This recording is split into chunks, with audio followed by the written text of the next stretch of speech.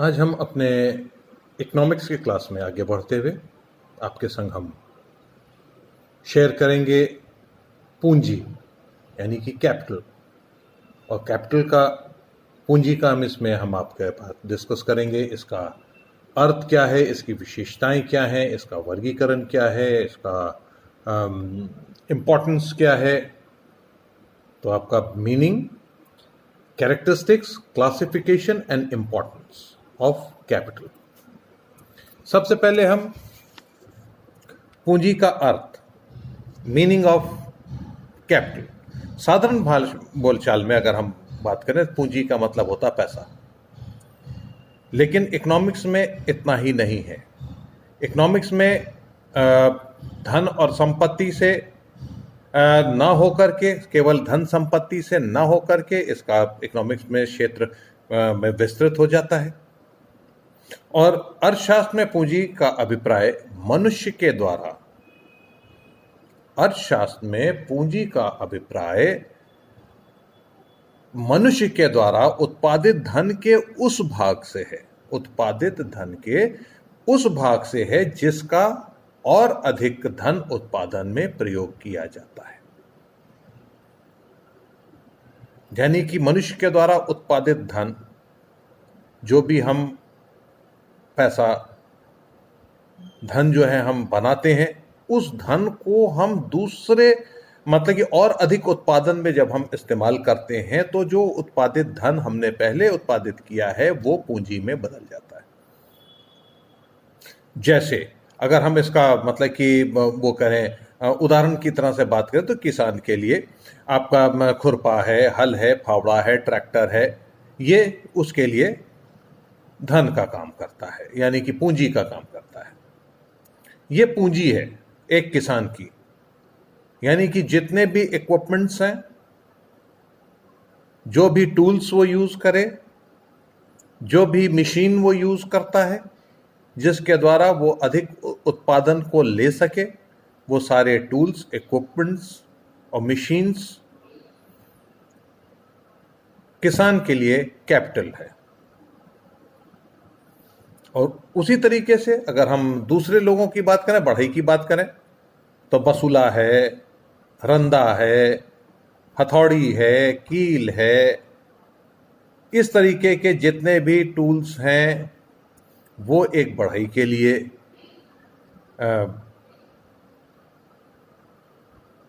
Capital का काम करते हैं। यानी कि धन के अलावा, पैसों के अलावा भी, जो कि डायरेक्टली अगर हम उसको पैसों के बारे में बात करें तो वो पैसा नहीं है, लेकिन फिर भी हम क्योंकि उससे धन उत्पादित करते हैं किसी भी क्षेत्र में, तो वो सब चीजें पूंजी में आ जाती हैं। वो कैपिटल है वो हमारी, उसके थ्रू हम, अगर वो हमारे पास ना हो तो हम बेहतर तरीके से धन को उत्पादित नहीं कर सकते।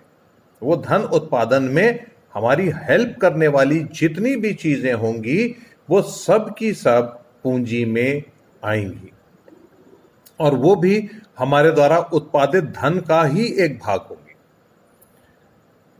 उत्पादित धन के उस भाग से जिससे हम और धन उत्पन्न करते हैं वो पूंजी कहते हैं। अभी हमने आपको ये चीज बताई।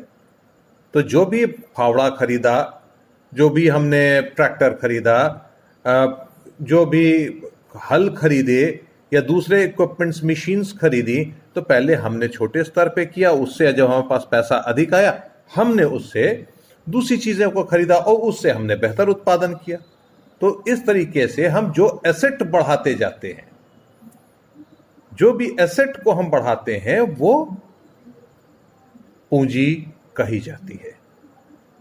आइए अब इसके बारे में कुछ डेफिनेशंस हैं, जैसे कि प्रोफेसर थॉमस के द्वारा, भूमि को छोड़ व्यक्तियों तथा समाज, भूमि को छोड़ व्यक्तियों तथा समाज की संपत्ति का वो भाग जिसका प्रयोग अधिक धन उत्पादन करने के लिए किया जाता है, पूंजी है। अगर इसी को इंग्लिश में करें, capital is the part of wealth of individual and communities other than land which is used to assist in further production of wealth. ये प्रोफेसर थॉमस के द्वारा। अब उसी तरीके से दूसरी डेफिनेशंस हैं। तो अगर हम अकॉर्डिंग टू रिकार्डो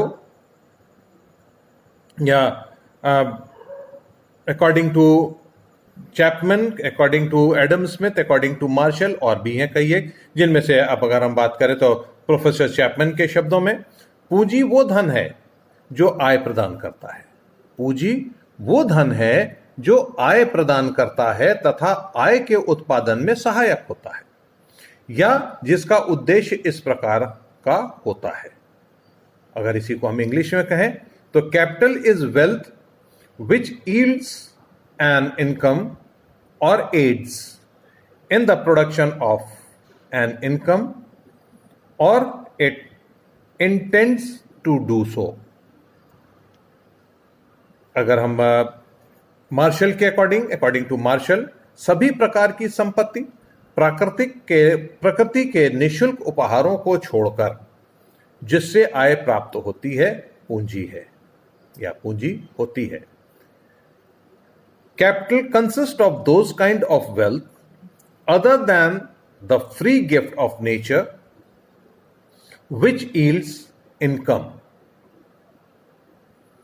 और अकॉर्डिंग टू एडम स्मिथ, पूंजी मनुष्य के भंडार का वो भाग है जिससे वो आय प्राप्त करने की आशा करता है।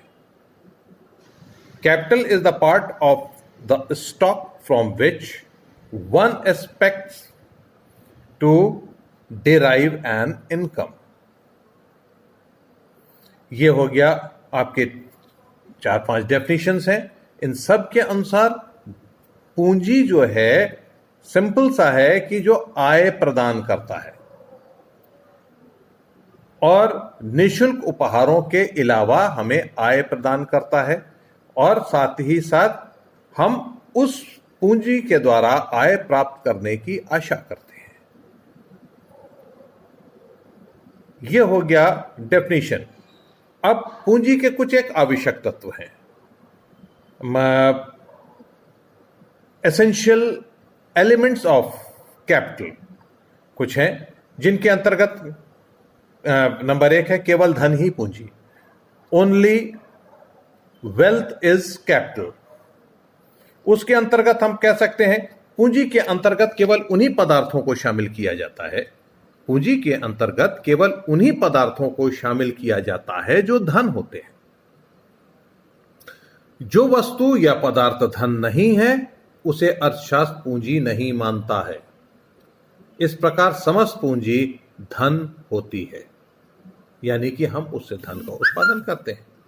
और जब कभी भी इस प्रकार से हम धन को परिभाषित करते हैं तो वो पूंजी में आता है। जिस प्रकार हम पूंजी को परिभाषित करते हैं वो सारी पूंजी जो है वो धन होती है। हम जो कोई भी हम धन का पूंजी की बातें करते हैं सब धन है। दूसरा, केवल मनुष्यकृत धन ही पूंजी, ह्यूमन बीइंग के द्वारा ही जो धन हम उत्पादित करते हैं वो ही पूंजी होती है। अर्थशास्त्र के अंतर्गत पूंजी में केवल उसी धन को शामिल किया जाता है जो मनुष्य के द्वारा उत्पन्न की जाती है। इस प्रकार प्रकृति का निःशुल्क उपहार पूंजी नहीं कहलाते, चाहे वो नदियां हो, पर्वत हो, खनिज पदार्थ है, हवा, पानी, जो कुछ भी है ये पूंजी नहीं है। लेकिन मनुष्यों के द्वारा जो कुछ भी हम उत्पन्न किया जाता है, जो भी मनुष्य उत्पन्न करता है, वो पूंजी के अंतर्गत केवल उन्हीं धन को सम्मिलित करते हैं। उसके बाद धन का उपयोग, यूज ऑफ वेल्थ। कोई वस्तु पूंजी है कि नहीं, यह उस वस्तु के प्रयोग के ऊपर निर्भर करता है। जैसे अब आप मान लीजिए कि आपके घर में पंखा चल रहा है, वो पूंजी नहीं है।